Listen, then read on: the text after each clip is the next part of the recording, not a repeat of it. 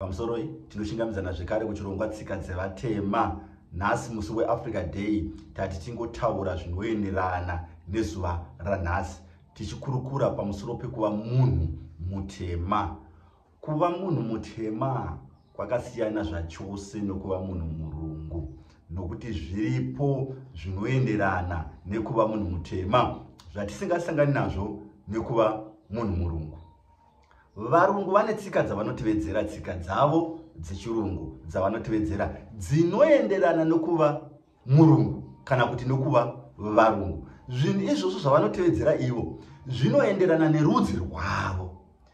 Isu kana tikatora tsika dzechirungu, tsika dzavarungu, isu tisiri varungu, hazvinoenderani nerudzi rwedu, nokuti isu tiri vanhu vatema. Chero tikati tapinda mukati mechirungu, tasangana nechirungu chakaita sei, tinosangana nezvirungu zvakasiyana siyana. Chirungu chinouya nenzira dzakasiyana siyana. Hatisi kuda kubata technology inouya nevarungu, kati yakawiswa nevarungu, kati technology inogona zvekare imwe yakawiswa nevanhu vatema. Hatisi kuda kubata nhaurwa yetechnology, nekuti technology iripo pakurerutsa upenyu hwedu, kuti upenyu hwedu hunge huri upenyu hwakanaka, husina kuoma, hunoita kuti huraramike zviri nyore. Ndo zviripo pamusoro petechnology. Hatisi kutaura technology, tiri kutaura tsika dzevatema. Tobata tsika dzevarungu. Handingabati tsika dzevarungu nokuti handisi murungu, handingadzizivi. Tinotoita dzekuverenga. Saka ukaona uri munhu mutema, ngatiti uri muZimbabwean, you are a Zimbabwean, uri muZimbabwean, unotora tsika dzechirungu. Pane zvakawanda zvinoitika kuchirungu zvatisingazivi isu, kana kuti zvatisingagoni kurarama mazviri. Isu hatishanduki pakuva vanhu vatema. Chero ukada kutora chirungu sei, ukateedza tsika dzechirungu sei, ukagona kutaura chirungu sei, ukagona kupfeka sevarungu sei, ukagara nevarungu sei, hazvishanduri kuva munhu mutema. Chakanyanyisa kukosha pakuva munhu mutema, chakanyanya kusiyana nevarungu. Ungava muKristu, angava muMuslim, ungava murumwe, uchitera zvimwe zvitendero zvisiri zvechivanhu, zviri pazuva rekufa. Tine mharidzo dzatingapiwa pasi pano tikadziteedzera, tikati idzi ndidzo mharidzo. Asi takaona kuti pazuva rekufa munhu, kana mukaona vanhu vazhinji vanorwara vasingabiridzirwi upenyu hwavo, munhu anofa nerufu runenge rwauya naMwari, pane chinhu chinoitika kwaari.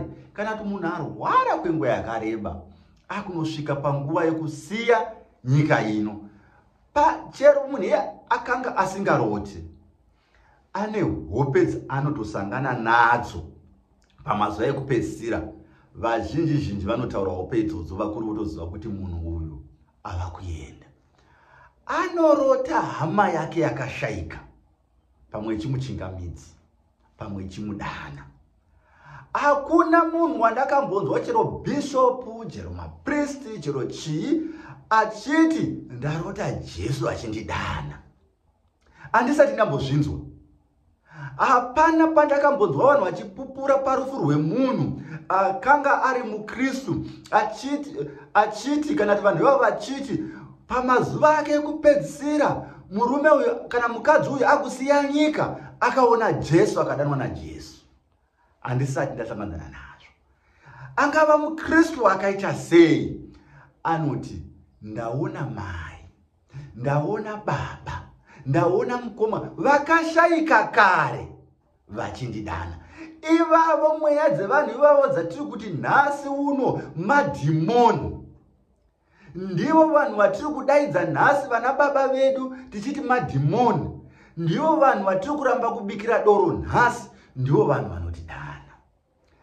Vanhu vanozviti maKristu, vanhu vechikristu vanhasi, chimwe chinhu chinoitika kana munhu afa, ndati kuva munhu mutema, nhau iyoyo iri pakufa. Tingararama muraramiro watinoda nhasi hongu, but definition, or you are going to be defined at last nerufu. Tinoona vanhu vemakristu vachidzoka vachinetsera doro, vachiti vanoda kuti vabikirwe doro vakwanise kupinda kumatare kumatenga. Makristu akawanda akabikirwa doro. Tine mabishop mamwe akatanga machechi ane mukurumbira muZimbabwe. Panotione zuva rekuti zuva iri nderekucherechedza munhu akatanga chechi yedu, voenda kwakaradzikwa. Hakuna wandakanoona achidosvika paguva remunhu iyeye. Kunokwira hama dzinenge dzakasenga zvichembere zvinenge zvakasenga pfuko, hatiziti pfuko dzinenge dzine, nokuti dzinenge dzakakavhiwa nemucheka muchena. Hapana mumwe munhu asiri woukama akasvika paguva iroro. Panongosvika veukama. Vese vamwe vechechi vangati haya mabhazi vakaenda ikoko, vanongogumira pasi pegomo, havasviki pamusoro pane guva remunhu iyeye akavamba chechi iyoyo ine mukurumbira. Hatizotaura mazita nekuti vamwe vangati mabata-bata chechi yedu. Asi kana muchitoziva, kana uchipindawo chechi iyoyo, kana ukambopinda chechi iyoyo, ukaenda ikoko kana wadzikwa mukuru iyeye ari pamusoro pegomo, hakuna mumwe munhu vanogumira pasi veukama, voenda vakasenga hari dzavanenge vakasenga, mhete dzinenge dzinei dzakafukidzwa mucheka muchena, vonoita zvavanoita ipapo pamusoro pegomo pane guva, vodzoka. Ndiri kuti the defining moment yemunhu mutema, chero waipinda chechi iri pakufa, unonodaidzwa nevepako.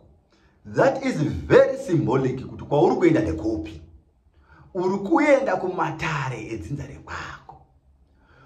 Ungagashirwa namai kana vakabikirwa doro, kungokugashira vachinokusveta kune vekwako. Ungagashirwa pamwe namukoma, ungagashirwa pamwe nababa kana vakabikirwa madoro. Vanenge vachikutora vachinokutaridza nzira. Hakuna handina kumbonzwa akati ndakagashirwa naJesu. Vanhu vachipupura kuti uyu mazuva rake rekunopedzisira akarota Jesu. Handina kumbozvinzwa izvozvo. Ndizvo zvinodefina kuva munhu mutema. Vakawanda vanozodzoka vasvika kumatare ari kumusoro, vanodzoka vonetsera nhaurwa yedoro. Ndati takaona mabishop, takaona vanhu vakasiyana-siyana vachinzi vave kuda kubikirwa doro, nokuti vanenge vanosanganidzana nevekwavo. Chonetsa zvino, unenge wakasiya wakati kumhuri, isu hatiti zvedoro, isu hatibiki doro, woenda kumatare ari kumusoro kumatenga, zvonzi panodiwa doro kuti upinde kumatare ari kuno. Vana wakasiya vana vari in a certain direction. Zvochinetsa, wochinetsa vana vosanganzana nematambudziko, asi ndiwo wakasiya wakati pano pamusha hapabikwi doro, hatibiki doro, hatidzori vafi. Ndakataura ndikati maKristu asanganzana nedambudziko irori redoro, vakazoti ngachitei inonzi nyaradzo. Ndakati nyaradzo, it was a bridge rakaitwa nemaKristu. Vaona kuti pane nhaurwa inonetsa mukati mekurarama kwavo kana munhu achinge afa. Handizivi kana nyaradzo ichitambirwa kumatare ari kumusoro kudenga, ipapo handingazivi zvangu kuti inotambirwa here kana kuti haitambirwi. Vanozorora here vanenge vaitirwa nyaradzo, havazonetsi here, handizivi, nokuti ini vekwedu, ini ndakabikira doro, baba ndakabikira doro, mai ndakataura nehama dzavo vakabikirwa doro, mukoma takabikira doro, munin'ina ndakabikira doro. Ini kana ndafawo ndinovimba vanenge vasara nevana vangu vachakwanisawo kuzondibikira doro, nokuti ndonzira yandakasarudza. It is the defining moment yokuva munhu mutema, zviri parufu rwako. Hakuna anonosangana nematare asiri matare edzinza, tichangosanganza nematare edzinza redu. Zvakanaka kuti tigare tiri mumatare edzinza rekwedu. Zvakanaka kuti tifambe tiri mumatare edzinza. Tisatora matare echirungu tomaita matare edu. Tisatora matare emamwe marudzi tomaita matare edu. Vatema tine matare edu achangoramba anesu kusvika mukufa. Tingamatiza nhasi. Tine vanhu vari kutambura, tine vanhu vari kunetseka nemhaka yokuti vakasiya nzira, vakasiya matare echitema, vakanotora matare echirungu. Kuti vachinoona anza kumatare echirungu zvonetsa. Ndosaka uchiona iko zvino vanhu vanosangana nematambudziko. Uenda kuvafundisi, mufundisi kuti ataure chokwadi kuti iwe unofanira kuyanana namai vako. Iwe unofanira kubikira dorove kwako. Anobva ati mai vako vari kukuroya. Ndakambotaura ndikati vana mai vanoroya vana vashoma shoma zvisingaiti. Zvokunoudzwa izvi nevafundisi nana madzibaba nanani, uri kuroyiwa namai, uri kuroyiwa nababa vako, hongu zviriko. But the bottom line ndeyekuti uri kuudzwa kunzi chivanhu chiriko. Kana wachaudzwa zveuroyi, uri kuudzwa chivanhu chiriko. Ndakataura ndikati mataurirwo anoitwa uroyi mazuvano, kutekeshera kwaita nyaya yeuroyi, dai zvakanga zviri zvemachokwadi, Zimbabwe ingadai isina kana munhu 1. Vanhu vanoroya variko, vanhu vakaromba variko. Handirambi, asi the level yazvinotaurwa izvi. Aiwa, ngatione madrama, tonakirwa nemadhirama tichiona.